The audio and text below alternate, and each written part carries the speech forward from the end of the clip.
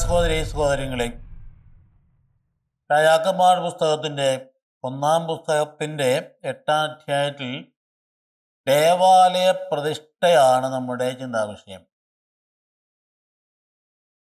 വളരെ ഗൗരവമായൊരു വിഷയം. എന്താണ് അതിൻ്റെ പ്രാധാന്യം? ഇപ്പോൾ നമുക്ക് ദേവാലയം പരിചിതമായ ഒരു ദൈവിക സംവിധാനമാണ്. ലോകത്തിലുള്ള ക്രൈസ്തവ സഭകളുടെ എല്ലാം ദേവാലയങ്ങളുടെ പ്രാഗ് രൂപം, ആരംഭം, അതിൻ്റെ ആദ്യ ഘടകമാണ് ഇന്ന് നമ്മൾ പറഞ്ഞു വയ്ക്കുന്നത്. അതായത് ഇത് എങ്ങനെ ഉണ്ടായി, ദേവാലയം എന്തിനുണ്ടായി, അതിൻ്റെ ആരംഭം എന്തായിരുന്നു എന്നൊക്കെ നാം കണ്ടെത്തുന്നത് നമുക്ക് ഇന്ന് നമ്മുടെ ദേവാലയത്തിൽ സമീപനത്തിന് മെച്ചപ്പെട്ട രീതിയിലുള്ള ആഭിമുഖ്യം ഉണ്ടാകുന്നതിന് സഹായകരമാവും. ദേവാലയം നമുക്കറിയാം, അത് മറ്റ് എന്തെങ്കിലും തരത്തിലുള്ള മാനുഷികമായ സംവിധാനം പോലെയുള്ള ഒന്നല്ല, അല്ലെങ്കിൽ വല്ല ഒന്നിച്ച് കൂടാൻ പോകുന്ന ഒരു ഓഡിറ്റോറിയം പോലെയല്ല. അത് പ്രത്യേകമായ വിധത്തിൽ ദൈവിക സാന്നിധ്യത്തെ എടുത്തു കാണിക്കുന്ന, ദൈവത്തിൻ്റെ നാമം പേറുന്ന സ്ഥലമാണ്. അതുകൊണ്ടാണ് നമ്മളിവിടെ സോളമൻ്റെ ദേവാലയ പ്രതിഷ്ഠയിലേക്ക് നമ്മൾ കിടക്കുക. അപ്പോൾ അവിടെ ഏറ്റവും പ്രധാനപ്പെട്ട കാര്യം ആ പേടകം കൊണ്ട് പ്രതിഷ്ഠിക്കുന്ന ആ പേടകം എന്തായിരുന്നു? അതായത് അന്ന് പുറപ്പാടിൻ്റെ പുസ്തകത്തിൻ്റെ 19-ാം അധ്യായത്തിൽ നാം വായിക്കുന്ന പോലെ അവിടെ ഉടമ്പടി ചെയ്തു. ദൈവജനം ദൈവമായിട്ട് ഉടമ്പടി ചെയ്തിട്ട് യാത്ര പുറപ്പെട്ടു.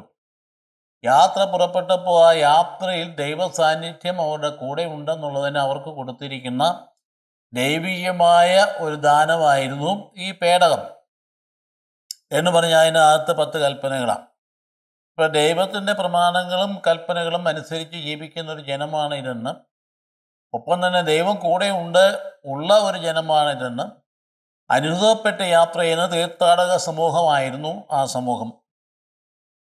അവർ മരുഭൂമിയിലൂടെ വർഷങ്ങളോളം കഷ്ടപ്പെട്ട് അവസാനം യോർദാൻ നദി കടന്നിക്കരെ എത്തി പിന്നീട് വരുന്ന ഘട്ടങ്ങളിലൂടെയൊക്കെ നമ്മൾ പിടിച്ചു നിൽക്കാൻ വേണ്ടി ന്യായാധിപന്മാർ കാലഘട്ടത്തിലൊക്കെ എന്തൊരു ശത്രുത ഇവർ നേരിട്ടതുണ്ട്. ഭയങ്കര ഗിരയോനെന്ന് പറയുന്ന ന്യായാധിപൻ്റെ ആ പുസ്തകം വായിച്ച എൻ്റെ 6-ാം അധ്യായം മാത്രം, ജഡ്ജസിൻ്റെ പുസ്തകത്തിൻ്റെ 6-ാം അധ്യായം മാത്രം നോക്കിയാൽ നമുക്ക് അതിൻ്റെ ഗൗരവം മനസ്സിലാവും. അത്തരത്തിൽ അവർ അന്ന് പീഡിപ്പിക്കപ്പെട്ടിരുന്നു. ഭയങ്കര മീഡിയാൻകാരുടെ ശക്തമായ പീഡനം വഴിയായിട്ട് കൃഷി ചെയ്യാൻ പോലും പറ്റാത്ത സാഹചര്യത്തിലും ആകെ വിഷമിച്ച സാഹചര്യത്തിലാണ് ദൈവം എങ്ങനെ ന്യായാധിപന്മാരെ കൊടുക്കുന്നത്, അവരെ വഴി നടത്താൻ വേണ്ടി, ശത്രുക്കളിന് സംരക്ഷണം നൽകാൻ വേണ്ടി. അങ്ങനെ 13 ന്യായാധിപന്മാരോളം സാമുവേൽ അവസാനത്തെ ന്യായാധിപനായിട്ട് നിൽക്കുന്നുണ്ട്. അപ്പം അവിടെയൊക്കെ ഇവർക്ക് ഈ യഹോവ എന്ന് പറയുന്ന ആ ഒരു വലിയ ദൈവിക സാന്നിധ്യത്തെക്കുറിച്ച് നിരന്തരം അനുസ്മരിപ്പിക്കാനായിട്ട് പ്രത്യേകിച്ചൊന്നും ഇല്ലായിരുന്നു. അതുപോലെ ഗിദെയോൻ ചോദിക്കുന്നത്, ഇങ്ങനെ അത്ഭുതകരമായ രീതി ഞങ്ങളെ അവിടുന്ന് അത്ഭുതമായ രീതിയെ മോചിപ്പിച്ച് കൊണ്ടുവന്ന ദൈവം യഹോവ ഇപ്പം എവിടെയാണെന്നാണ് ചോദിക്കുന്നത്. കാരണം കുറേയേറെ കാലത്തേക്ക് ദൈവം പ്രത്യക്ഷീകരണം ഉണ്ടായിരുന്നില്ല. അവിടെ നിന്നാണ് സാവധാനത്തിൽ അവർ ദൈവം തന്നെ ആ കൃത്യമായിട്ട് പറഞ്ഞയച്ച സാമുവേലിൻ്റെ ജീവിതം വന്നപ്പോഴേക്കും ഒരേ സമയത്ത് ന്യായാധിപനും അതേ സമയത്ത് പുരോഹിതൻ എന്ന നിലയിൽ സാമുവേൽ രംഗപ്രവേശനം ചെയ്യുകയും സാമുവേലിലൂടെ അവരാഗ്രഹിച്ച രീതിയിൽ അവർക്ക് ഒരു രാജാവിനെ നൽകുകയും ചെയ്തു. ആ രാജാവ് അവരെ ശത്രുക്കളിൽ നിന്ന് മോചനം നൽകുവാനും വഴി നടത്തുവാനും കടപ്പെട്ടയാളെന്ന നിലയിൽ അഭിഷേകം ചെയ്ത് സാവൂൾ രംഗപ്രവേശം ചെയ്യുന്നൊക്കെ നമുക്കറിയാം. അന്നൊരു ആ ഘട്ടങ്ങളിലൊക്കെ ഈ അവരുടെ കൂടെ ഉണ്ടായിരുന്ന ഈ പേടകം ചില സ്ഥലത്ത് അവർ പ്രതിഷ്ഠിച്ചിരുന്നു. ഷീലോ പോലെയുള്ള സ്ഥലങ്ങളിലൊക്കെ. എൽക്കാനായുടെയും ഹന്നായുടെയൊക്കെ പാഠം വായിക്കുമ്പോൾ നമുക്കറിയാം, അവർ ഷീലോയിലേക്ക് പേടകത്തെ അത് അവർ കണ്ടെത്താൻ വേണ്ടി തീർത്ഥാടനം നടത്തിയിരുന്നു. അങ്ങനെ പോയിരുന്ന ഘട്ടങ്ങൾ അങ്ങ് കഴിഞ്ഞപ്പോഴാണ് പിന്നെ നാം കാണുന്നത് ഏലി പുരോഹിതൻ അദ്ദേഹത്തിൻ്റെ കാലഘട്ടത്തിൽ അദ്ദേഹത്തിൻ്റെ മക്കൾ പിനഹസ് ഓപ്നി എന്ന് പറയുന്ന 2 മക്കൾ അവർ വഴിതെറ്റ രീതിയിൽ പോകത്തിന് ഫലമായി ഏലി ശിക്ഷിക്കപ്പെടുന്ന കാണുകയാണ്. അപ്പം അമ്മ എന്നാ സംഭവിക്കുന്നത്? ഏലി 3 മക്കളെ വളർത്തിയെന്ന് വേണമെങ്കിൽ പറയാം. 2 പേര് ഹോപ്നിയൻ പിനഹസ്, മറ്റേത് സാമുവേൽ. ദൈവത്തിൻ്റെ പുരുഷനായിട്ട് വളർന്നു വന്നപ്പോൾ മറ്റ് 2 പേരും ഭൗതിക മാത്രം പ്രസക്തമായി വഴിതെറ്റിയ രീതിയിലൂടെ ആഭാസന്മാരായി വളർന്നു വന്നു. അതിൻ്റെ ബലമുണ്ടായെന്നാണ്. അതിൻ്റെ ഫലമായിരുന്നു യുദ്ധത്തിൽ ഈ പേടകം ഫിലിസ്തീയക്കാർ തട്ടിക്കൊണ്ടു പോവുകയും ഇവർ വധിക്കപ്പെടുകയും ചെയ്യുന്ന വാർത്ത കേട്ടിട്ട് ഏലി പുരോഹിതൻ പുറകോട്ട് തിരിഞ്ഞ് വീണ് കഴുത്തൊടിച്ച് മരിക്കുന്നതാണ് നാം കാണുന്നത്. നോക്കിയാ പേടകം വരുന്ന വരവാ. പിന്നെ എത്രയോ കാലം പേടകം പുറത്ത് അവരുടെ ഫിലിസ്ത്യാക്കാരുടെ കയ്യിൽ നിന്നിട്ട് അവർക്ക് ദുരന്തം ഉണ്ടായപ്പോൾ അവരത് കൊണ്ട് ഇസ്രായേലിൻ്റെ അതിർത്തി അമീനാദാബിൻ്റെ വീട്ടിൽ കൊണ്ട് വെച്ചേച്ച് അവർ സ്ഥലം വിട്ടു. അവിടെ ഇരുന്ന് കുറേയേറെ കാലം. അബൂദാന സാബ് പോലെ ശേഷം ദാവീദ് കടന്നു വരികയും കർത്താവിൻ്റെ പേടകത്തെ അന്വേഷിക്കുകയും ആ പേടകത്തെ അദ്ദേഹം കൊണ്ടുവരാൻ വേണ്ടി ആഘോഷമായിട്ട് ജെറുസലേമിലെ സ്ഥലം വാങ്ങിച്ച അർവേന എന്ന് പറയുന്ന വ്യക്തിയുടെ കയ്യിൽ നിന്ന് 50 ഷെക്കൽ കൊടുത്ത സ്ഥലം ആ നഗരം മേടിച്ചെടുത്ത് ദാവീദിന് നഗരമായി രൂപാന്തരപ്പെടുത്തിയിട്ട് അങ്ങോട്ട് ഈ പേടകം ആഘോഷമായിട്ട് കൊണ്ടുപോകുന്നത് നമ്മൾ കാണാം. ഏതാണ്ട് ഇത് അതേ തരത്തിൽ രണ്ടാമത്തെ ഒരു ആഘോഷമാണ് ഈ പേടകം ദേവാലയത്തിൽ പ്രതിഷ്ഠിക്കാൻ വേണ്ടി പുത്രൻ കൊണ്ടുപോകുന്നത്. നമുക്ക് അതിൻ്റെ വളർച്ച കണ്ടോ. ആ പേടകം എന്ന് പറയുന്ന ആ ദൈവിക ദാനത്തെ അത് കൊണ്ട് കൂടാരത്തിനുള്ളിൽ പ്രതിഷ്ഠിച്ച് വെച്ചിരുന്നു. അതിനുവേണ്ടി പിന്നീട് ദാവീദ് ആഗ്രഹിച്ചു കർത്താവിൻ്റെ പേടകം ഇരിക്കാൻ വേണ്ടിയിട്ട് വലിയ ദേവാലയം പണിയണം എന്ന്. ദൈവം പറഞ്ഞു, വേണ്ട, നീ പണിയണ്ട, നിന്റെ കൈകൾ മുഴുവൻ രക്തമംഗലമാണ്. അപ്പോൾ അതുകൊണ്ട് എൻ്റെ പുത്രൻ എനിക്ക് ദേവാലയം പണിയും പറഞ്ഞിട്ട് നാത്താൻ പ്രവാചകൻ്റെ പ്രവചനം അനുസരിച്ച് പുത്രൻ തന്നെ ഏറ്റെടുത്ത് ദേവാലയം പണി പൂർത്തിയാക്കിയതാണ് നമ്മൾ കണ്ടത് ഇതുവരെയും. അതേ തുടർന്ന് ദേവാലയം പ്രതിഷ്ഠ നടത്തുന്നതാണ് നമ്മൾ കാണുന്നത്. അതായത് 1 രാജാക്കന്മാരുടെ പുസ്തകത്തിൽ 8-ാം അധ്യായം 1 തൊട്ട് 66 വരെ വാക്യങ്ങളാണ്. അതൊരു 7 ദിവസം ദീർഘിക്കുന്ന ഒരു ഉത്സവമാണ്. ഇപ്പോൾ തെരഞ്ഞെടുത്ത ദിനമാണ് കൂടാര തിരുനാൾ ദിനം. നമുക്കറിയാം അവർക്ക് 3 പ്രധാനപ്പെട്ട തിരുനാളുകളാണ് ഉണ്ടായിരുന്നത്.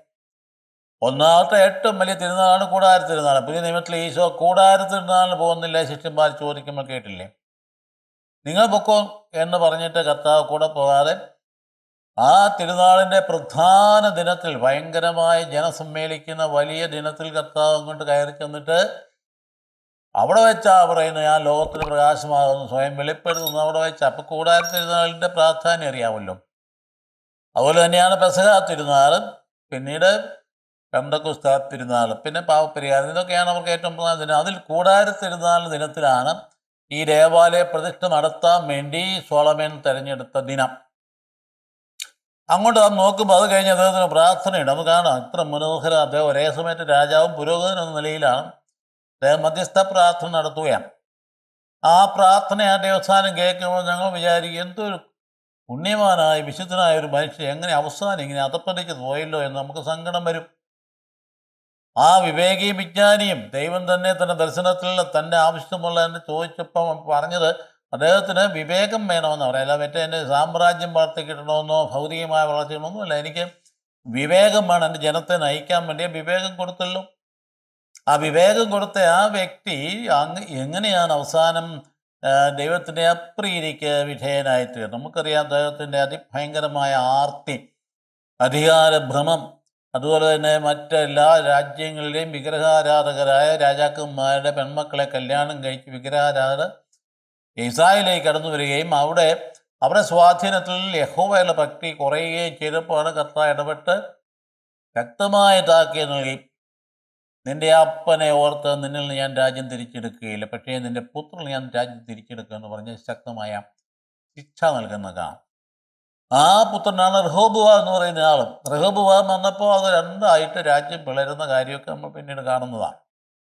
അപ്പോൾ അവിടെ നമ്മളിപ്പോൾ പറയുന്ന ഈ പ്രതിഷ്ഠ നടക്കുമ്പോൾ അദ്ദേഹം വസ്തുത ഒരു വിശുദ്ധനായ ഒരു മനുഷ്യൻ. ഇപ്പം എങ്ങനെയാണ് ഇത്രയും രക്ഷാചരിത്രത്തിലെ ഈ വ്യക്തികൾ ചിലപ്പോഴൊക്കെ നല്ല വിശുദ്ധരായിട്ട് കാണാൻ പിന്നീട് അവർ അധപ്പതിച്ച് പോവുകയും ചെയ്യുന്നത്? പലരുടെ കാര്യം ഇങ്ങനെ തന്നെയാണ്, ഒരാൾ തന്നെയൊന്നുമല്ല.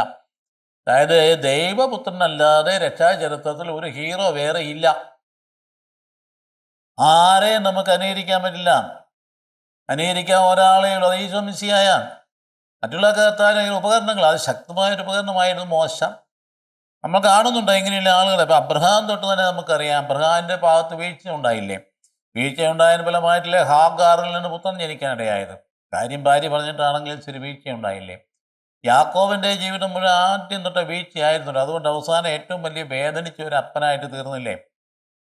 ഇത്രയധികം വേദനിച്ച ഒരു പിതാവ് ഉണ്ടോയെന്നറിയാൻ പോലെ അദ്ദേഹത്തിൻ്റെ 49 അധ്യായം നമ്മൾ 30 പുസ്തകം എടുത്ത് നോക്കിയാൽ ഈ മക്കളെ പത്തെണ്ണത്തിനെയും വിളിച്ച് അവർക്ക് മാറ്റി നിർത്തിയിട്ട് അവർക്ക് അനുഗ്രഹം കൊടുക്കുന്ന ഓരോരുത്തരെയും കുറിച്ച് പറയുന്ന ഓരോരുത്തരെയും കുറിച്ച് വിലപിക്കേണ്ടി വന്നില്ലേ? ലേവിയെ ശിമയോനെ കുറിച്ച് എന്ത് കൊലപാതകങ്ങൾ അവർ നടത്തിയത്. ഷെക്കേം എന്ന് പറയുന്ന സ്ഥലത്ത് പോയിട്ട് ഷെക്കേമിൽ നിവാസികളെ മുഴുവൻ പരിച്ഛേദനം ചെയ്തിട്ട് അവസാനം പരിച്ഛേദനം ചെയ്തവർ രാത്രി അവർ വേദനിച്ചു കഴിഞ്ഞ തരത്തിൽ ഇവരെല്ലാവരും കൂടി ചെന്ന് അവരെല്ലാം കൊന്നു കളഞ്ഞു, ക്രൂരത കാട്ടി. അതുപോലെ ഓരോരുത്തരെ എടുത്ത് കാട്ടി അവസാനം വേദനിച്ച് വിഷമിച്ച യോസഫിനെ അനുഗ്രഹിക്കാൻ നാം കാണുന്നുണ്ട്. അവിടെയാണ് ആ കഴുതമേലും കഴുതക്കുട്ടിയേലും സിംഹക്കുട്ടിയെ പറ്റിയിരിക്കുന്നു പറഞ്ഞ പ്രവചനങ്ങളൊക്കെ വരുന്നത് അവിടെയാണ്. ഇപ്പം യാക്കോബിൻ്റെ ജീവിതത്തിൽ ഇങ്ങനെ പരാജയങ്ങളുണ്ടായി നമ്മൾ കാണുന്നുണ്ട്. അതുകൊണ്ട് പിതാവായ യാക്കോബ് അബ്രഹാമിൻ്റെയും ഇസ്ഹാക്കിൻ്റെയും യാക്കോബിൻ്റെയും ദൈവം പറയുമ്പോൾ അവർ മൂന്നുപേരും വലിയ വിശുദ്ധരാണെന്നുള്ള അർത്ഥത്തിലല്ല, മറിച്ച് അവരിലൂടെ നമ്മിലേക്ക് ഇറങ്ങി വന്ന ദൈവമേ എന്നാണ്. അല്ലാതെ നമ്മുടെ ദൈവം അല്ലെന്നല്ല. യാക്കോബിൻ്റെ അബ്രഹാമിൻ്റെ ഇസ്ഹാക്കിൻ്റെ യാക്കോബിൻ്റെ ദൈവമേ എന്ന് വിളിക്കുമ്പോൾ പിള്ളേർക്ക് വേണമെങ്കിൽ തോന്നാം അപ്പം ആരുടെ ദൈവം? അവരുടെ ദൈവം. ഇപ്പം നമ്മുടെ ദൈവം അല്ലേ? അങ്ങനെയല്ല. ചരിത്രത്തിൽ അബ്രഹാമിലൂടെയും ഇസ്ഹാക്കിലൂടെയും യാക്കോബിലൂടെയും നമ്മുടെ മധ്യത്തിലേക്ക് കടന്നു വന്ന ദൈവമേ എന്നാണ് അതിൻ്റെ അർത്ഥം.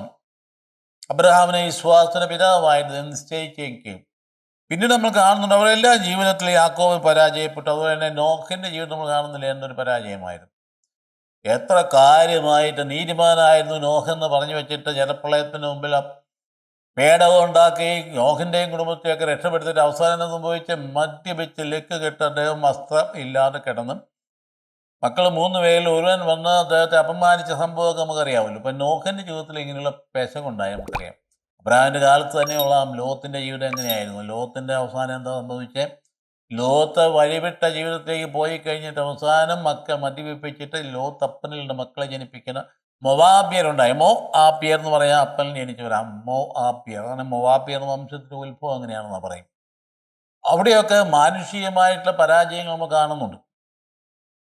ഇങ്ങനെയായി പറയുന്നത് ഒരു മനുഷ്യ വ്യക്തിയും രക്ഷാകര ചരിത്രത്തിൽ പൂർണ്ണരായി നമ്മുടെ മുമ്പിൽ വെളിപ്പെടുത്തിയിട്ടില്ല. ഈശോ മിശിഹ മാത്രമേ ഉള്ളൂ. അത് കഴിഞ്ഞാൽ പിന്നെ അമ്മയാണ്. അപ്പം അതുകൊണ്ട് നമ്മൾ മറ്റാരും അനുകരിക്കേണ്ട കാര്യമില്ല. ഓരോരുത്തരും എടുത്ത് നോക്കിയാൽ അങ്ങനെ തന്നെയാണ്. മോശയുടെ കാര്യം എടുത്ത് നോക്കിയിട്ട് എന്താ ചെയ്തത്? ദൈവം ഇതുപോലെ കാര്യങ്ങൾ ക്രമീകരിച്ച് ദൈവത്തിൻ്റെ പദ്ധതിയാണെങ്കിൽ തന്നെ രാജകൊട്ടാരത്തിൽ വളർന്ന ആൾ അവസാനം കൊലപാതകം നടത്തി. ഈജിപ്തുകാരനെ തള്ളിക്കൊന്ന് കുഴിച്ചിട്ട് അതിന് പോയി അവിടുന്ന് പലായനം ചെയ്യേണ്ടി വന്നില്ല. ആ മോശയാണ് ദൈവം വിളിക്കുന്നത്. അപ്പോൾ അവിടെയും നാം കാണുന്ന പരാജയങ്ങൾ കാണുന്നുണ്ട്. മോശയുടെ കാലം കഴിഞ്ഞാലോ പിന്നെ ന്യായാധിപന്മാരുടെ ഘട്ടങ്ങൾ ഞാൻ പറഞ്ഞല്ലോ. ന്യായാധിപന്മാരുടെ ഘട്ടങ്ങൾ വന്നപ്പോൾ ഗിദെയോൻ നല്ലൊരു ന്യായാധിപനാണെങ്കിൽ സാംസൺ എന്തായിരുന്നു? അത് വളരെ ഭംഗിയായ രീതി വന്ന ഒരു മനുഷ്യനാണ്. അത് നാസീർ വ്രതക്കാരനാണ്, ദൈവത്തിനായിട്ട് വേർതിരിക്കപ്പെട്ടവനാണ്. ഇപ്പം ലഹരി ഉപയോഗിക്കാതെ അവസാനം സംഭവിച്ചെന്നതാണ് അദ്ദേഹത്തിന് സ്ത്രീ വിഷയമുണ്ടായി, അതിൽ പെട്ടുപോയി. അവസാനം എന്താ സംഭവിച്ചത്? ഒരു വേശ്യ സ്ത്രീയുടെ മടിയിൽ കിടന്നുകൊണ്ട് തൻ്റെ രഹസ്യമുള്ള വെളിപ്പെടുത്തി കൊടുത്ത അവസാനം തൻ്റെ മുടിയെല്ലാം കട്ട് ചെയ്ത് ശത്രുക്കൾ പിടിക്കാനിടയായതിൻ്റെ സംഭവം അവസാനം ഒരു വിധത്തിൽ പറഞ്ഞ ആത്മഹത്യയിലേക്ക്. കൊട്ടാരം തൻ്റെ മുടിയെല്ലാം വളർന്നതനുസരിച്ച് ശക്തി തിരിച്ചു വരികയും ആ കൊട്ടാരം വലിച്ച് തൻ്റെ തലയിലേക്കും ഉള്ളവരുടെ തലയിലേക്കും വലിച്ചിടുകയും അങ്ങ് അവസാനം ദുരന്തത്തിൽ അവസാനിക്കണം. ഇതാണ് സാംസൺ എന്ന് പറയുന്ന ആൾ. നമ്മൾ കാണുന്നുണ്ട് ഇങ്ങനെ. പിന്നീട് നാം ഓട്ടം കഴിഞ്ഞിട്ട് പിന്നീട് നമ്മൾ കാണുന്നു പിന്നെ രാജാക്കന്മാരൊന്നും സാവൂളിൻ്റെ കാലഘട്ടം പറഞ്ഞല്ലേ. സാവൂളിനെ കാര്യമായിട്ട് തിരഞ്ഞെടുത്തതാണല്ലോ. അവസാനം എന്തായാലും ദുഷ്ടാരൂപി സാവൂളിൽ പ്രവേശിച്ചു എന്നാ പറയും.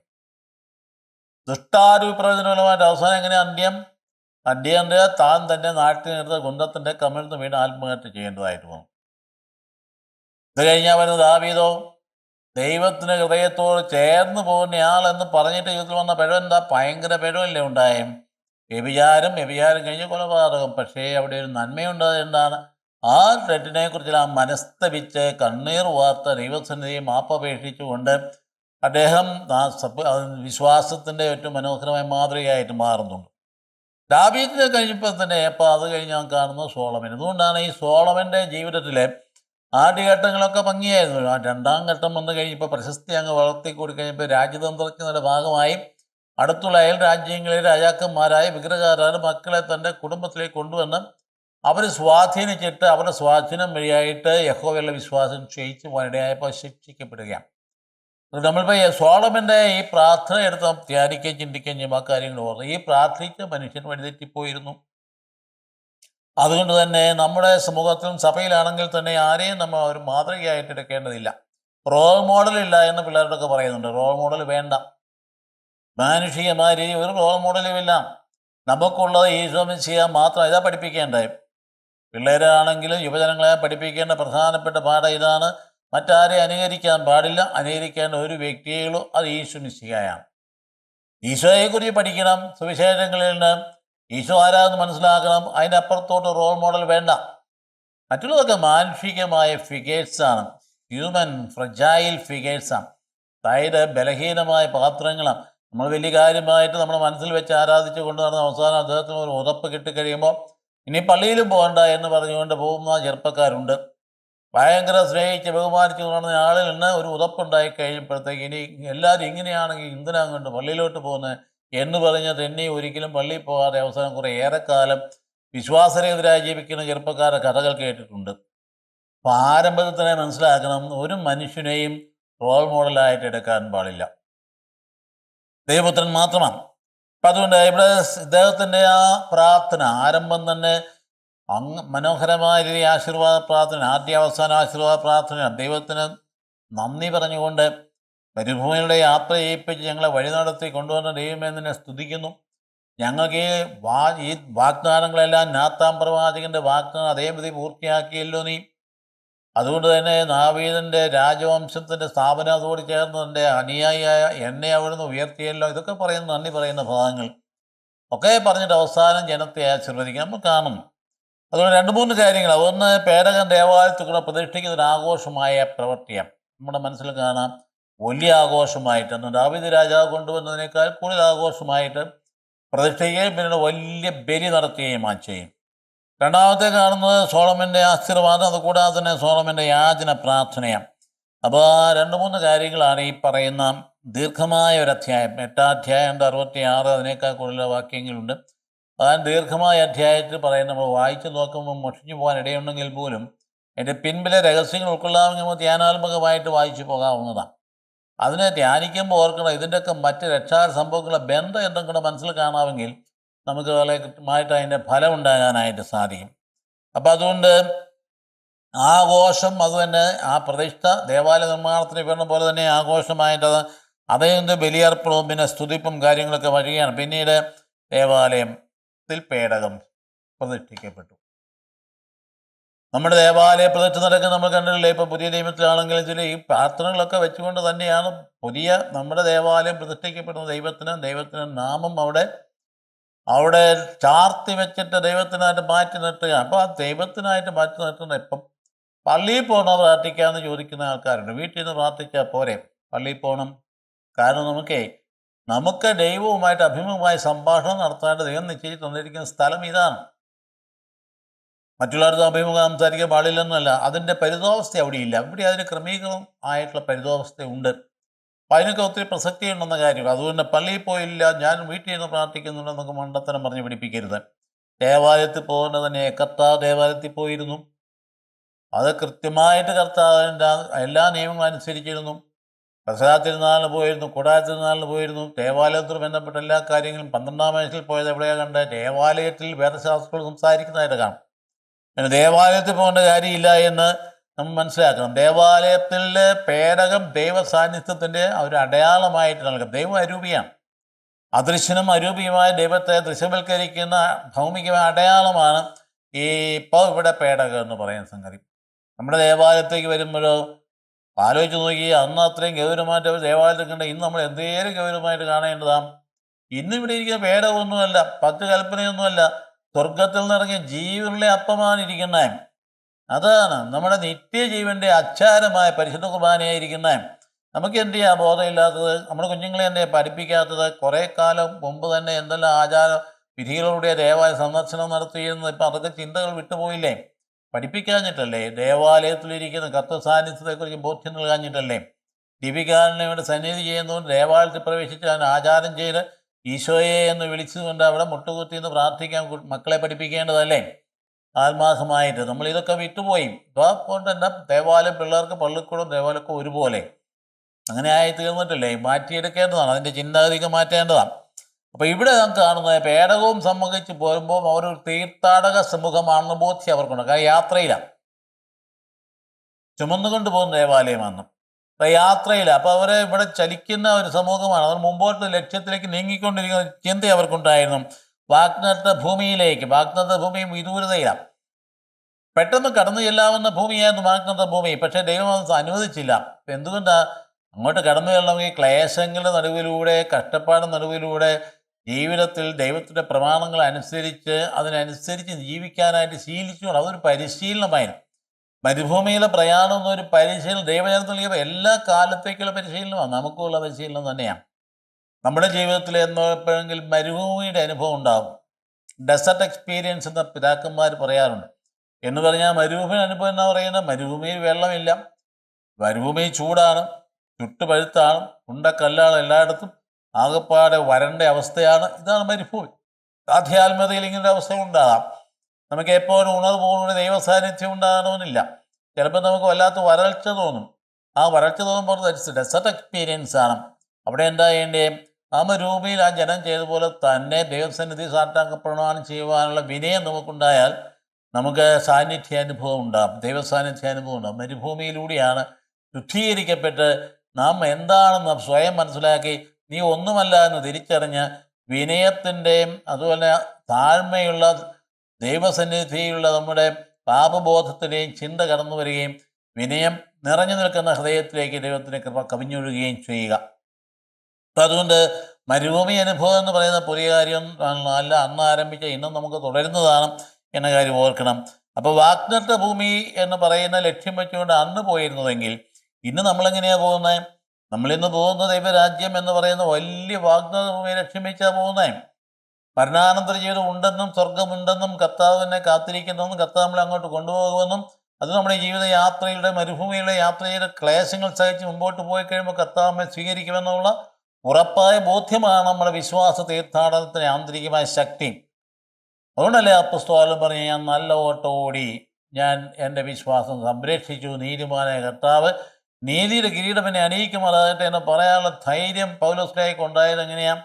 അതിനകത്ത് വ്യക്തതയുണ്ടായിരുന്നു, ബോധ്യമുണ്ടായിരുന്നു. ഇപ്പോൾ ഈ ഭൂമി ജീവിക്കുന്നിടത്തോളം കാലം അങ്ങോട്ട് നമ്മൾ പോകുന്നത് ഒരു ലക്ഷ്യം വെച്ചുകൊണ്ടാകിയാൽ അതിനനുസരിച്ചുള്ള നിലപാടുകൾ നമ്മുടെ മനസ്സിനെടുക്കാൻ കഴിയണം. ഇവിടെ ഇവിടെ ഏതെങ്കിലും തരത്തിൽ ഭൗതികതയിൽ ആണ്ടുപോകാതെ കർത്താവ് പറഞ്ഞ ലോകം മുഴുവൻ നേടിയ നിൻ്റെ ആത്മാവ് നശിച്ച ഫലമെന്താ? ലോകം എന്താണ്? ലോകം കാണുന്നത് ഇവിടുത്തെ ധനവും സമ്പത്തും വിദ്യാഭ്യാസവും പ്രശസ്തിയും അധികാരമൊക്കെ ലോകം എന്ന് പറയും. അതെല്ലാം നീ നേടിക്കഴിഞ്ഞാൽ നിൻ്റെ ഉള്ളിൽ എന്ത് ചെയ്യും? വരൾച്ച. അതനുഭവപ്പെടാൻ കാരണം എന്താ? നീ നേടേണ്ടത് നേടിയില്ല. അപ്പം അതുകൊണ്ട് നമ്മൾ ഈ മരുഭൂമിയുള്ള യാത്ര വാസ്തവത്തിൽ നമ്മൾ പെൺഭൂമിയിൽ തന്നെയാണ്. ഈ ഭൗതിക സാഹചര്യം മരുഭൂമിയല്ലേ? എന്താവണം? പേടിപ്പെടുന്ന സാഹചര്യം എവിടെയില്ലേ? രാത്രി എന്തല്ല അഗ്നയ സർപ്പങ്ങൾ ഒന്ന് കൊത്തി, അല്ലെങ്കിൽ ഇടിയും മിന്നലും ഉണ്ടായി, പെരുമിഴകളുണ്ടായി. ഇതെല്ലാം ഇപ്പോൾ സംഭവിച്ചുകൊണ്ടിരിക്കുന്നത്. അവിടെ ഇവിടെയും നടക്കുന്ന യുദ്ധങ്ങളുടെ കെടുതികളും നമ്മളും അനുഭവിച്ചുകൊണ്ടിരിക്കുകയല്ലേ? വിലക്കയറ്റമായിട്ട് അനുഭവിക്കുന്ന, ഇപ്പോൾ ഗ്യാസ് കിട്ടാതെ അനുഭവിക്കുന്ന, എല്ലായിടത്തും വല്ലാത്ത സാഹചര്യങ്ങളും വലിയ വേദന നമ്മൾ അനുഭവിക്കാൻ പോകുക. അല്ല, യുദ്ധം നടക്കുന്ന സാഹചര്യങ്ങളിൽ ജീവിക്കുന്ന ആ ജനത്തോടൊപ്പം തന്നെ ലോകം മുഴുവൻ അതിന് കെടുതി അനുഭവിക്കുക. മരുഭൂമിയുടെ അനുഭവമാണത്. പിന്നെ അടുത്ത ഘട്ടത്തിലേക്ക് നീങ്ങാൻ നമ്മൾ പ്രത്യാശയോട് പ്രാർത്ഥിക്കുക. അവിടെ യുദ്ധം എന്ന് പറഞ്ഞ ഒരു അനിവാര്യതയാണ്. കാരണം നന്മയും തിന്മയും ഒരുപോലെ നിൽക്കുന്നത് കൊണ്ട് തിന്മ കടന്നാക്രമണം നടത്തുമ്പോൾ നന്മ തിരിച്ചടിക്കുമ്പോൾ അങ്ങനെ വരുമ്പോഴത്തേക്കും നന്മയും തിന്മയും സംഘടനത്തിൻ്റെ ഭാഗം കൂടിയാണ് യുദ്ധങ്ങളെന്ന് പറയും. യുദ്ധം ഉണ്ടാകരുത് നമ്മൾ ആഗ്രഹിക്കാം, പക്ഷെ ഉണ്ടാകുന്നത് എന്തുകൊണ്ടാണ്? മനുഷ്യനുള്ള നന്മയും മനുഷ്യൽ തിന്മയും ഉള്ളത് കൊണ്ടാണ്. ഒരു വിഭാഗത്തെ ഇവിടെ ഭൂമിയെ അനുവദിക്കുകയില്ല, ജീവിക്കാൻ അനുവദിക്കില്ല, ഞങ്ങളിവിടെ ഉന്മൂലനം ചെയ്യുന്ന പോലെ ഒരു വിഭാഗം തുടങ്ങിയാൽ പിന്നെ അവരെ ഡിപ്പെൻഡ് ചെയ്യാൻ അവർ ചെയ്യേണ്ട എന്തെങ്കിലും.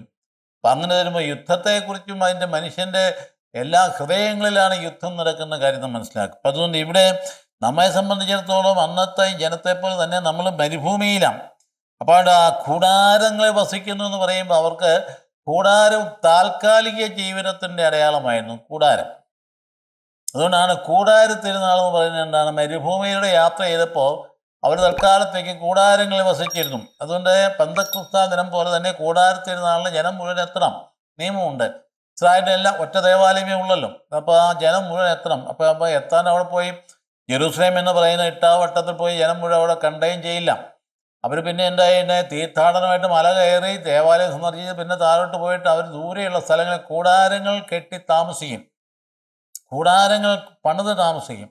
ചെറിയ താൽക്കാലിക കൂടാരം പണിത് താമസിക്കും. അങ്ങനെയായിരുന്നു വലിയ തിരുനാളൊക്കെ നടന്നു. അല്ല, തിരുനാളുള്ള ജനം മുഴുവൻ എല്ലാവരും കൂടി ദേവാലയം ഇരിക്കുന്ന സ്ഥലത്ത് പോയി കുമിഞ്ഞുകൂടി കിടക്കുകയായിരുന്നില്ല. അതുകൊണ്ട് അവർ കൂടാരങ്ങളിൽ താമസിച്ചിരുന്നതിൻ്റെ ഓർമ്മ അവർ തീർത്ഥാടക സ്വഭാവത്തിൻ്റെ പ്രകടമായ അടയാളമായിരുന്നു. അപ്പോൾ ദേവാലയമായിട്ട് സ്ഥിരമായ ദേവാലയം ഉണ്ടായപ്പോൾ ചിന്താഗതി മാറാൻ തുടങ്ങി. കാരണം അന്ന് ഞങ്ങളുടെ കൂടെ യാത്ര ചെയ്യുന്ന ദൈവമായിരുന്നുവെങ്കിൽ ഇന്നിവിടെ ഞങ്ങളുടെ കൂടെ സന്നിധി ചെയ്യുന്ന ദൈവമായിട്ട് മാറി.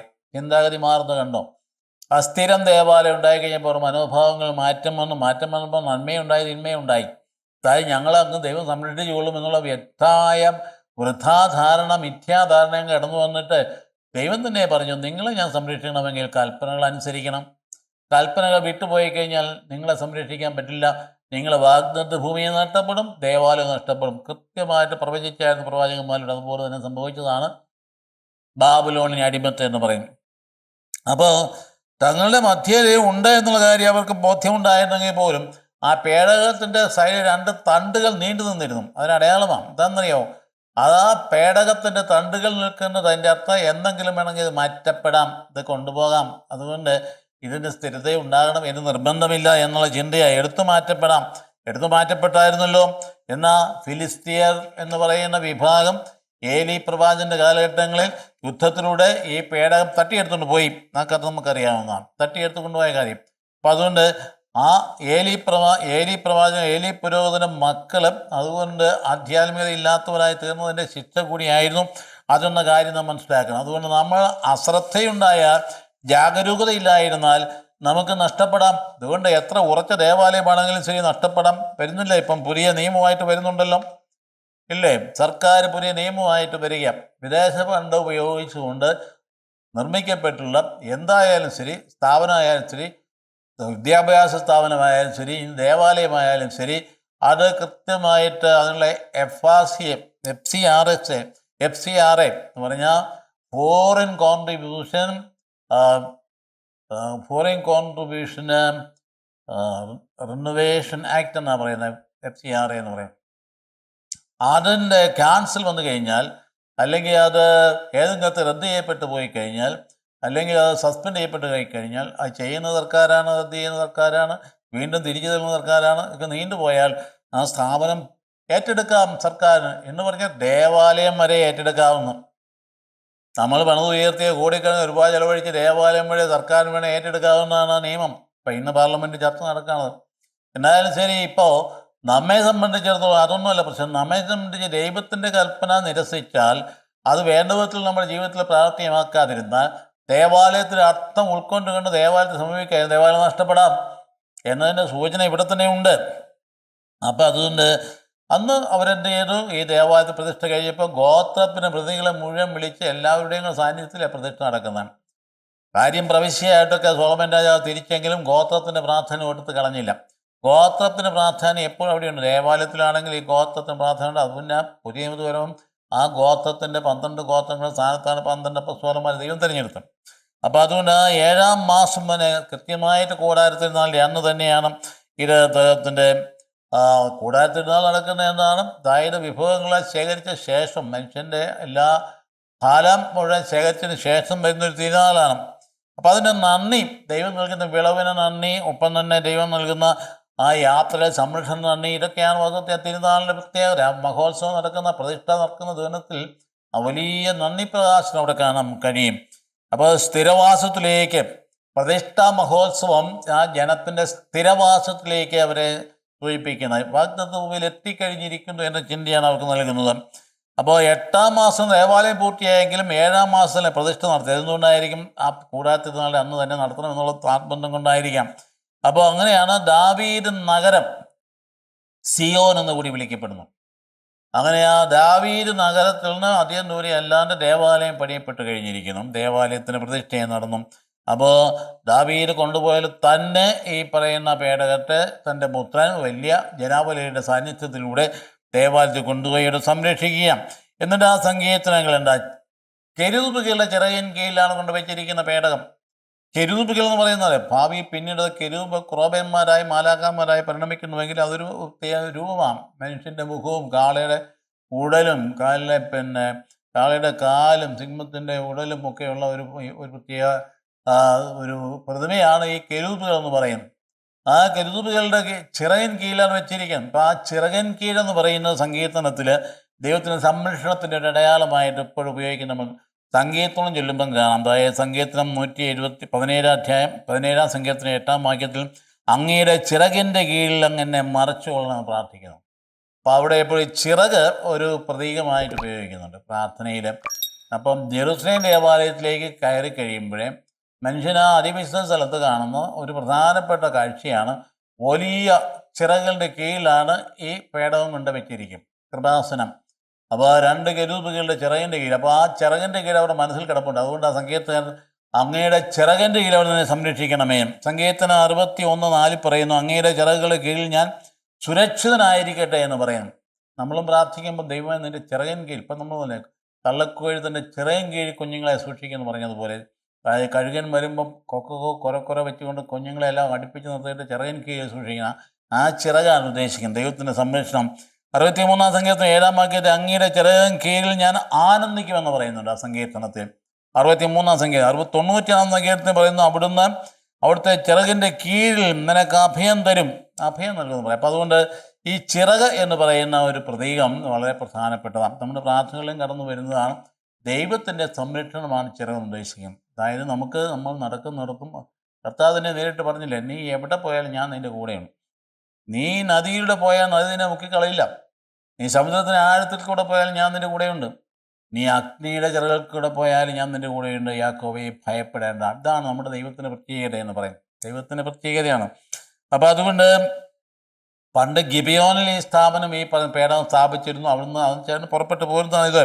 ഇപ്പം 10 കൽപ്പനയാണുള്ളു. ഇപ്പോൾ ഉടമ്പടിയെ ഓർമ്മിപ്പിക്കുന്നതാണ്. 10 കൽപ്പന എന്താ നൽകപ്പെട്ടിരിക്കുന്നത്?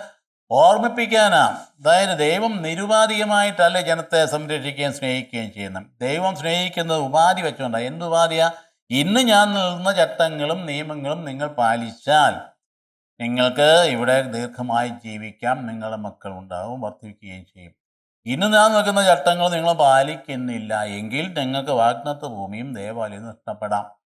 അതുകൊണ്ടാണ് അവർ പ്രാർത്ഥിക്കാൻ ഷമാ ഇസ്രായേൽ എന്ന് പറഞ്ഞുകൊണ്ട് ആ ഭിത്തിക്കൽ തലയിട്ടടിച്ച് ഇപ്പോഴും പ്രാർത്ഥിക്കുക. അതുകൊണ്ടാണ് ഞങ്ങളുടെ ദൈവമായ കർത്താവായ അവിടുന്ന് ഒരേ ഒരു ദൈവമാകുന്നു എന്ന് പറഞ്ഞുകൊണ്ട് പ്രാർത്ഥിക്കുന്ന മനോഹരമായ പ്രാർത്ഥനയാണ്.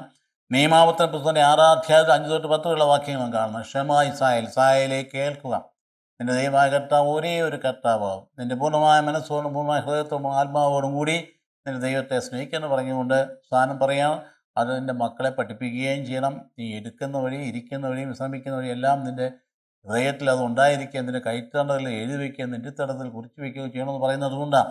അതായത് നിൻ്റെ ജീവിതം ദൈവത്തിൽ തന്നെ ആയിരിക്കേണ്ടതാണ്. അപ്പോൾ നീ അനുസരിക്കുവോളം മാത്രമേ സംരക്ഷണമുള്ളൂ എന്ന് ദൈവകൽപ്പന. അതുകൊണ്ടാണ് നിരുപാധി അല്ല എന്ന് പറയാം. ഉപാധി വെച്ചാൽ അനുസരിക്കുന്നതോളം മാത്രമേ ഉള്ളൂ. അതുകൊണ്ട് യാന്ത്രികമായിട്ട് ഒരു സംരക്ഷണം അവിടെ ഇല്ല. ദൈവത്തിൻ്റെ സാന്നിധ്യം അവിടെ ഉണ്ട് എന്ന് പറഞ്ഞുകൊണ്ട് യാന്ത്രികമായ സംരക്ഷണമില്ല. നീ നിൻ്റെ കൽപ്പനകൾ അനുസരിക്കും. അതുകൊണ്ടാണ് ഏശയ്യായുടെ പുസ്തകത്തിന് 1-ാം അധ്യായത്തിൽ വളരെ വളരെ ഗൗരവമായ പ്രവാചകൻ പറയാം, നിങ്ങൾ പ്രാർത്ഥിക്കാൻ ചെവി തരികയില്ല, നിങ്ങൾ വിളിച്ചപേക്ഷിക്കാൻ തിരിഞ്ഞു നിൽക്കും. കാരണം എന്തുകൊണ്ടാണ്? നിങ്ങൾ ആദ്യം നിങ്ങളുടെ മർദ്ദനത്തിന് കെട്ടുകൾ അഴിക്കുവിൻ, നിങ്ങളതിൻ്റെ പീഡനത്തിന് മുഖം എടുത്ത് താഴ്വിക്കുവിൻ, എന്നിട്ട് കരുണയാണ് ഞാൻ ആഗ്രഹിക്കുന്ന, ബലിയല്ലെന്ന് പറഞ്ഞുകൊണ്ട് പറയുന്ന ഭാഗം ഏശയ്യായുടെ പുസ്തകത്തിന് 1-ാം അധ്യായത്തിൽ വളരെ ഭംഗിയായിട്ട് ചിത്രീകരിച്ച് നമുക്ക് കാണാൻ കഴിയും. അപ്പോൾ അതുകൊണ്ട് പ്രദക്ഷിച്ച് കഴിഞ്ഞ ഉടനെ ദേവാലയത്തിൽ മേഘം വന്ന് നിറഞ്ഞു. മേഘം ഒരു അടയാളമാണ്. മേഘം എന്തായിരുന്നു? മരുഭൂമിയിൽ വെച്ച് പകല് മേഘസ്തംഭം ഉണ്ടായി. ദൈവ അദൃശ്യനാണ്. അദൃശ്യന ദൈവത്തിന് സാന്നിധ്യം നൽകുന്നതാണ് മേഘം. മേഘത്തിൽ നോക്കിയാൽ ഒരു രൂപവും കാണാനില്ല, പക്ഷേ മേഘം ദൈവ മഹത്വത്തിൻ്റെ അടയാളമായിട്ട് നാം കാണുന്നു. അപ്പോൾ അതിൻ്റെ അർത്ഥം എന്താ? ദേവാലയത്തെ ദൈവം അംഗീകരിച്ചു, സ്വന്തമാക്കി എന്ന് തന്നെയാണ്. അപ്പോൾ അദൃശ്യനും രൂപരഹിതനുമായ ദൈവം അവിടെ ഉണ്ട് എന്ന് ബോധ്യപ്പെടുന്നതാണ് മേഘം വന്ന് ദേവാലയത്തിൽ നിറഞ്ഞു എന്ന് പറയുന്ന സംഗതി. അതുകൊണ്ട് എസെക്കിയാ പ്രവാചകൻ നാം കാണുന്നുണ്ട്. എസെക്കിയാ പ്രവാചകന് ദർശനത്തിലെ ദൈവത്തിൻ്റെ മഹത്വം ദേവാലയത്തിന് കിഴക്കേ പടിവാതിലിൻ്റെ പുറത്തേക്ക് പോകുന്നത് അദ്ദേഹം 10-ാം അധ്യായത്തിൽ കാണും. എന്ന് പറഞ്ഞാൽ വരാൻ പോകുന്നു ഭയങ്കരമായ അടിമത്തം, നിങ്ങളെല്ലാം കെട്ടി കൊണ്ടുപോകുമ്പോൾ ഞാൻ നിങ്ങളുടെ കൂടെ ഉണ്ട്. അതുകൊണ്ട് ബാബിലോൺ അടിമത്തത്തിലേക്ക് പോകുന്നതിനെ മുൻകൂട്ടി സൂചനയാണ്. അത് കഴിഞ്ഞ് വീണ്ടും 41 അധ്യായത്തിലേക്ക് വരുമ്പോഴത്തേക്കും ദർശനം നേരെ തിരിച്ചു വരുന്നു. അതേ മേഘം തന്നെ ദൈവത്തിൻ്റെ മഹത്വം ആ കിഴക്കേ പടിവാതിൽ അകത്തേക്ക് പ്രവേശിക്കാൻ കണ്ടു. ദൈവം തന്നെ ജനത്തെ ഒരിക്കലും ഉപേക്ഷിക്കുകയില്ല. അവിടുന്ന് നമ്മൾ പീഡനത്തിന് വിട്ടാൽ തന്നെയും ഒരു പരിധി കഴിയുമ്പോൾ തിരിച്ചു വിളിക്കും. അതായത് ഇസ്രായേലിനെ ഞാൻ തിരിച്ചു വിളിക്കുക പറയുന്നത് കൊണ്ടാണ്. അപ്പോൾ അതുകൊണ്ട് ദൈവത്തിൻ്റെ ആ സാന്നിധ്യം എന്ന് പറയുന്നത്, അതായത് ദൈവം വസിക്കുന്നിടം. നമുക്ക് ആദ്യം തന്നെ സൃഷ്ടിയിൽ എന്നാ സംഭവിക്കും? സൂര്യനെ ദൈവം സൃഷ്ടിച്ച് പക്ഷേ അവിടെ പ്രകാശം ഉണ്ടായി, സൂര്യൻ ഉണ്ടായതിനു ശേഷമാണ്. ഇപ്പം ദൈവത്തെ നാം കാണുന്നെങ്കിൽ നമ്മുടെ പ്രകാശങ്ങൾ നോക്കിയാൽ കാണില്ല. അത് ജ്വലിക്കുന്ന പ്രഭയിലൂടെ കർത്താവിൻ്റെ പ്രകാശം നോക്കിയെങ്കിൽ മാത്രമേ കാണുകയുള്ളൂ. അപ്പം അതുകൊണ്ട് കർത്താവിൻ്റെ സാന്നിധ്യം അത് ശുദ്ധീകരിക്കാൻ ആ അതിവിശുദ്ധ സ്ഥലം എന്ന് പറയുന്നത് ആ സാന്നിധ്യത്തിൻ്റെ അടയാളമാണ്, വളരെ ക്രമീകരിച്ച് വെച്ചിരിക്കുന്ന ഒരു ഭാഗമാണത്. അപ്പോൾ അതുകൊണ്ട് അത് കഴിഞ്ഞാണ് സോളമൻ്റെ ഈ പ്രതിഷ്ഠ കഴിഞ്ഞാൽ പിന്നെ സോളമൻ്റെ ആശീർവാദ പ്രാർത്ഥനയാണ്. രാജാക്കന്മാർ 8-ാം അധ്യായത്തിൻ്റെ 14 തൊട്ട് 21 വാക്യങ്ങൾ അത് അങ്ങനെ പറയുന്നത് യാചന പ്രാർത്ഥനയാണ്. ദൈവം നൽകിയ നന്മയെക്കുറിച്ച് ഓർക്കുന്നു, അതിനുശേഷം അതിന് നന്ദി പറയുന്നു. ഒപ്പം തന്നെ ദൈവത്തിൽ നമ്മൾ ഈജിപ്തിൽ നിന്നുള്ള മോചനത്തെക്കുറിച്ച് ഓർക്കുന്നു. ആ മോചനം നമ്മൾ ജീവിതത്തിൽ നമ്മൾ ചിന്തിക്കേണ്ടത് എപ്പോഴും നമ്മൾ പ്രാർത്ഥനകളിൽ നിറഞ്ഞു നിൽക്കേണ്ടത് നന്ദിയാണ്, സ്തുതിപ്പും നന്ദിയുമാണ്. കൂടുതലായിട്ട് എന്താ ചെയ്യേണ്ടത്? ദൈവം നമുക്ക് നൽകിയ ഏറ്റവും വലിയ ദാനമല്ലേ ദീപികാരനും വിശുദ്ധ കുർബാന എന്ന് പറയുന്നത്. അത് എന്തിൻ്റെ അടയാളമാണ്? കർത്താവ് തൻ്റെ പീഡാനുഭവ രഹസ്യങ്ങളിലൂടെ നമ്മളെ പാപത്തിൻ്റെ അടിമത്തിൽ മോചിപ്പിച്ച് ദൈവം തന്നെ നമുക്ക് നൽകിയതിൻ്റെ ഏറ്റവും വലിയ സ്വർഗത്തിൽ നിന്നുള്ള ജീവനിലെ അപ്പമാണ് ദിവ്യകാരൻ എന്ന് പറയും. ഇപ്പം നമ്മുടെ ജീവിതത്തിൽ പ്രാർത്ഥിക്കുന്ന കൃത്യമായി പറയേണ്ടത് ദൈവം നൽകിയ നന്മയെക്കുറിച്ചാണ് നന്ദി പറയേണ്ടത്. ഏറ്റവും വലിയ നന്ദി ഈ വിശ്വാസത്തിനാണ് നന്ദി പറയണം. ദൈവം നൽകിയ വിശ്വാസം അതിന് വലിയ നിധിയാണ്, അമൂല്യമായ നിധിയാണ്. അത് നമുക്ക് ഒരിക്കൽ പോലും വില കൊടുത്താൽ കിട്ടുന്നതല്ല, അത് തമ്പുരാൻ നൽകിയതാണ്. അതിന് നന്ദി പറയാൻ നമുക്ക് കഴിയണം. ഇപ്പോൾ വിമോചന പ്രക്രിയ തുടർന്നുകൊണ്ട് തന്നെ ഇരിക്കുക, നമ്മുടെ കാര്യത്തിൽ അത് തന്നെയാണ്. അപ്പോൾ അത് അന്ന് പൂർത്തിയായതിലും അവരെ സംബന്ധിച്ച് ആ ദൈവം അവിടെ ഈജിപ്തിൻ്റെ മോചന പ്രക്രിയയിലൂടെ അതിൻ്റെ ലക്ഷ്യം വെച്ചിരുന്ന ലക്ഷ്യസ്ഥാനത്ത് എത്തിയിട്ട് ദേവാലയ പ്രതിഷ്ഠ നടത്തിയപ്പോൾ വാഗ്ദാനം പൂർത്തിയായി എന്നുള്ളതിൻ്റെ സന്തോഷത്തിൽ നന്ദി പറയുകയാണ്. ഇവിടെ ഈ പറയുന്ന നാത്താൻ പ്രവാചകൻ പറഞ്ഞ പ്രവചനം പൂർത്തിയായിരിക്കും. നാത്താൻ പ്രവാചകനോടെയാണ് പറയുന്നത്, എൻ്റെ ഔരസ പുത്രൻ എനിക്ക് ദേവാലയം പണിയും എന്ന് പറഞ്ഞത് കൃത്യമായിട്ട് ഇവിടെ നമുക്ക് പൂർത്തിയാക്കുന്നതായിട്ട് പറയുക. അപ്പോൾ അതേ സമയത്ത് രണ്ട് മൂന്ന് കാര്യങ്ങളാണ്. ഒന്ന്, ദാവീദ് രാജവംശത്തിൻ്റെ സ്ഥാപനം അവിടെ നടക്കാൻ, ഒപ്പം തന്നെ ദൈവത്തിൻ്റെ ജെറുസലേം നഗരത്തിൻ്റെ തിരഞ്ഞെടുപ്പ് നടക്കുന്നു, ദേവാലയത്തിന് നിർമ്മാണം നടക്കുന്നു. 3 കാര്യങ്ങളാണ്. അതായത് ദാവീദിൻ്റെ ഒരു വംശത്തിൻ്റെ സ്ഥാപനം നടക്കുന്നു, ജെറുസലേം നഗരം അത് സ്ഥാപിക്കപ്പെടുകയാണ്, അതോടൊപ്പം തന്നെ ദേവാലയത്തിന് നിർമ്മാണവും നടക്കുക. അപ്പോൾ 3 കാര്യങ്ങൾ അവിടെ സംഭവിക്കുന്നു. അപ്പോൾ ഇന്ന് നമുക്ക് ദേവാലയം എന്താണെന്നുള്ളതിനെക്കുറിച്ച് നമുക്ക് ഉത്തരം ഇതിൽ നിന്നാണ് കണ്ടെത്തേണ്ടത്. നമ്മുടെ ദേവാലയത്തോടുള്ള ചിന്ത നമ്മളെ വാസ്തവത്തിൽ കൂടുതൽ ദീപ്തമാക്കേണ്ടതാണ്. നമ്മുടെ ദേവാലയത്തെ സ്നേഹിക്കുകയും ആദരിക്കുകയും ചെയ്യേണ്ടതാണ്. അപ്പോൾ അതുകൊണ്ട് കർത്താവിൻ്റെ നാമത്തിലുള്ള ആലയം, എന്തുകൊണ്ട് അങ്ങനെ പറഞ്ഞിരിക്കുന്നു? അതായത് ദൈവത്തിന് വേണ്ടി നമ്മൾ ആലയം പണിതാൽ ദൈവത്തെ ഉൾക്കൊള്ളാൻ പറ്റുമല്ലോ. സ്വർഗാദി രാജൻ സ്വർഗത്തിലോ ഭൂമിയിലോ ഉൾക്കൊള്ളാൻ പറ്റാത്ത ദൈവത്തെ ഈ നമ്മുടെ ദേവാലയത്തിൽ ഉൾക്കൊള്ളാൻ പറ്റില്ല. പിന്നെ എന്താണ്? അവിടുത്തെ നാമത്തിലാണ്, കർത്താവ് നാമത്തിലെ ദേവാലയം എന്ന് പറഞ്ഞാൽ ആ ദേവാലയം എന്ന് പറയുന്നത് എനിക്ക് ദൈവമായിട്ട് അഭിമുഖ സംഭാഷണം നടത്തുന്ന ഒരു സ്ഥലം അല്ല. ദൈവത്തെ അവിടെ ഉൾക്കൊള്ളാൻ മുഴുവൻ പറ്റില്ല. ദൈവം പ്രപഞ്ചത്തിൽ അതീതനായി നിൽക്കുന്നയാളാണ്. അപ്പോൾ അതുകൊണ്ട് ആ ദൈവത്തിൻ്റെ നാമസ്ഥിതി ചെയ്യുന്ന സ്ഥലം എന്താണ് അവിടെ പറയുന്നത്? സമാഗമ അല്ലെങ്കിൽ സംഗമത്തിനുള്ള സ്ഥലമാണ്, മനുഷ്യ ദൈവ സമാഗമ സ്ഥലമാണ് ദേവാലയം എന്ന് പറയുന്നത്. അപ്പം അതുകൊണ്ട് ദൈവത്തെ മുഴുവൻ ഉൾക്കൊള്ളാൻ പറ്റത്തില്ല. മനുഷ്യൻ വന്നു കൂടി ദൈവത്തോട് സംഭാഷിക്കാൻ പറ്റുന്ന ഒരു വേദിയാണ് ദേവാലയം. അതുകൊണ്ട് സോളമനെ അവിടെ മുട്ടുകുത്തുന്നത് എന്തുകൊണ്ടാണ്? അഗാധമായ വിനയമാണ്. സാഷ്ടാംഗ പ്രണാമം ചെയ്യുന്നത് എന്തുകൊണ്ടാണ്? അത് വളരെ അഗാധമായ ദുഃഖം, പാപബോധമായ ദുഃഖമാണ് സാഷ്ടാംഗ പ്രണാമം ചെയ്യുന്നത്. ഈ രാജാവ് ഇതൊക്കെ നിർവഹിക്കുന്നുണ്ട്. അതാണ് ഞാൻ ആദ്യമേ പറഞ്ഞത്, ഇങ്ങനെയൊക്കെ നിർവഹിച്ച രാജാവാണ് പിന്നീട് വഴിതെറ്റിപ്പോയത്. അപ്പോൾ അതുകൊണ്ട് നമുക്ക് നൽകപ്പെടുന്ന മാതൃക എന്താണ്? അവിടെ ദൈവ സാന്നിധ്യത്തിൽ അവിടെ അഗാധമായ വിനയം പ്രകടിപ്പിക്കുന്നുണ്ട്. 7 യാചനകൾ അത് അവിടെ അവതരിപ്പിക്കുന്നു. 7 യാചനകൾ നമ്മൾ പിന്നീട് പറയുന്നതാണ്. അവിടെ ദൈവത്തെ എടുത്ത് പറയുന്ന മനോഹരമായ ഒരു ഹീബ്രു പദമുണ്ട്, ഹെസദ് എന്ന് പറയും. ഹെസദ് എന്ന് പറയുന്നത് ദൈവം തന്നെ കരുണയാണ്, ദയയാണ്, അനുകമ്പയാണ്, വാത്സല്യമാണ്, സ്ഥിര സ്നേഹമാണ്, അചഞ്ചലമായ സ്നേഹമാണ് ദൈവം എന്ന് പറയുന്നത്, അവതരിപ്പിക്കുന്നത് അങ്ങനെയാണ്. അപ്പോൾ അതിൻ്റെ ഹെസദ് എന്ന് പറയുന്ന ഹീബ്രു പദം ഉപയോഗിച്ചുകൊണ്ടാണ് ആ ഒരു വലിയ ഈ ദൈവത്തിൻ്റെ ആ ഗുണവിശേഷതയെ എടുത്ത് അവതരിപ്പിക്കുന്നത്. അപ്പോൾ അതുകൊണ്ട് നമ്മൾ അങ്ങോട്ട് കാണിക്കേണ്ടതാണ് വിശ്വസ്തതയാണ്. ഇപ്പോൾ ദൈവത്തിൻ്റെ ആ വലിയ അനുഗ്രഹത്തിൽ അങ്ങോട്ട് വിശ്വസ്തത കാണിക്കാൻ കഴിയും. അപ്പം ദേവാലയ നിർമ്മിതിയും അതിൻ്റെ പ്രതിഷ്ഠയും അതിൻ്റെ അഭാവങ്ങളും സമാപിപ്പിക്കാനാണ് യാചന പ്രാർത്ഥന മുമ്പിൽ അടുത്ത വീഡിയോയിൽ പറയുന്നതാണെങ്കിൽ നമ്മൾ മനസ്സിലിരിക്കട്ടെ. ആ ദേവാലയത്തെക്കുള്ള ചിന്ത നമ്മുടെ മനസ്സിലുണ്ടാകേണ്ടത്. ഇന്ന് നമ്മുടെ ദേവാലയം അതിൻ്റെ കൊടുക്കുന്ന പ്രാധാന്യം മക്കളോട് പറഞ്ഞു കൊടുക്കേണ്ട പ്രാധാന്യം. ഒരു കൊച്ചിടവയാണ് പോലും അതിൻ്റെ ആരാധന സമൂഹത്തിൻ്റെ മർമ്മം ആ ദേവാലയമാണ്. ആ ദേവാലയത്തോട് ബന്ധപ്പെട്ട എല്ലാ കാര്യങ്ങളും സഹകരിച്ച് നിൽക്കാൻ പറ്റണം. ദേവാലയം നമ്മുടെ സ്വന്തമാണ്. അതുകൊണ്ട് വിചാരിച്ചവിടെ വന്നിരിക്കുന്ന നമ്മൾ വിചാരിച്ചതിൻ്റെ സ്വന്തമൊന്നുമല്ല ദേവാലയം, അല്ലെങ്കിൽ അവിടെയുള്ള കൈക്കാമൽ തന്നെ അവരുടെ സ്വന്തമൊന്നുമല്ല ദേവാലയം. ദേവാലയം ജനത്തിൻ്റെതാണ്. അതുകൊണ്ട് ദേവാലയത്തിൽ ബന്ധപ്പെട്ട കാര്യങ്ങൾ അഹമകമിക്കുക, ആരും പ്രത്യേകിച്ച് ക്ഷണിക്കണോ അല്ലെങ്കിൽ വിളിക്കണോ എന്ന് വിചാരിക്കാതെ എന്താ ഞാൻ ചെയ്യേണ്ടതെന്ന് വെച്ചാൽ അങ്ങോട്ട് ചോദിക്കാൻ വേണ്ടി ഇപ്പം അല്ലേ വലിയ ആഴ്ചയിൽ വരികയല്ലേ. അപ്പം വലിയ ആഴ്ചയിൽ വരുമ്പോൾ എന്തെല്ലാം കാര്യം ദൈവത്തെ ബന്ധപ്പെട്ട് നടക്കുന്നുണ്ട്. എല്ലാവരും ഒന്നും ചേരുമ്പോൾ കണ്ടില്ല സ്വർഗമായി തീരുകയല്ലേ. എല്ലാവരും ഒന്നും ചേരുമ്പോൾ ദുഃഖ വെള്ളിയാഴ്ച, പെസഹ വെള്ളിയാഴ്ച എല്ലാ ചടങ്ങുകളും എത്ര ഭംഗിയായിട്ട് കഴിയുകയാണ്. അവിടെ അങ്ങോട്ട് ആ വലിപ്പച്ചെറുപ്പം നോക്കി നീയാണോ വരുന്നത് ഞാനാണോ വല്ലതും ചിന്തിക്കേണ്ട സ്ഥലമല്ലത്. അത് ദൈവ സാന്നിധ്യത്തിൻ്റെ അനുഭവത്തിലേക്ക് ഒറ്റ കൂട്ടായ്മയായിട്ട് പിതാപുത്രം പുതിയ നിമിത്തം വരുമ്പോൾ പിതാപുത്രം പരിശുദ്ധാത്മാവുന്ന കൂട്ടായ്മയിലേക്ക് വരികയാണ് നമ്മൾ. അപ്പം അങ്ങനെ വരുമ്പോൾ ആ കൂട്ടായ്മയുടെ പ്രതലമാണ് ദേവാലയം എന്ന് പറയും. ഇപ്പം നമ്മുടെ ദേവാലയം വളരെ പ്രധാനപ്പെട്ടതാണ്. അതിൻ്റെ അർത്ഥം ഉൾക്കൊണ്ടുകൊണ്ട് ആ ദേവാലയത്തെ സംരക്ഷിക്കാനും ദേവാലയത്തിൽ പോയി പ്രാർത്ഥിക്കാനും ദേവാലയ ഹൃദയത്തെ സംരക്ഷിക്കാനും ദൈവത്തെ ബന്ധപ്പെട്ട എല്ലാ കാര്യങ്ങളും ഔത്സുക്യത്തോടെ പെരുമാറാനും നമുക്ക് ഇടയാകട്ടെ. കർത്താവിശ്വം കൃപയും പിതാവാലയത്തിൻ്റെ സ്നേഹവും സഹവാസം ഉണ്ടായിരിക്കട്ടെ ഇപ്പോഴും എപ്പോഴും എന്നേക്കും. ആമേൻ.